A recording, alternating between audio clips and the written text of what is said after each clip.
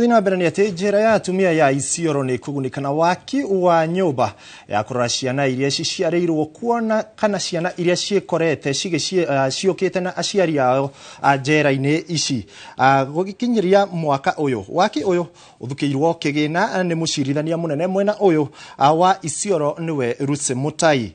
Kuringana na afitha murugamiriri njera-ini ino Lucy Gatheri, ikinya riri irikinyaniirio gutigirira ati ciana ici ni cia kira kana ni cia kira na aciari ao hakuhi na oho guteithiriria kurunga mitugo yao mari anini na ningi guteithia aciari ao aria ohe kurunga mitugo yao. Thengia ya uguo waki uyu ni uguteithiriria kugiririria mirimu itiganite iria ingiumana na uingi wa andu na wagi wa ikiro nginyaniru cia utheru njera-ini ici.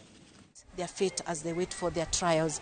And I, as a mother, I, as a person who works as a civil servant, I, as a person who has been brought up not just by my parents, but by the society, I who knows who a child is, because a child to me is a future leader of tomorrow.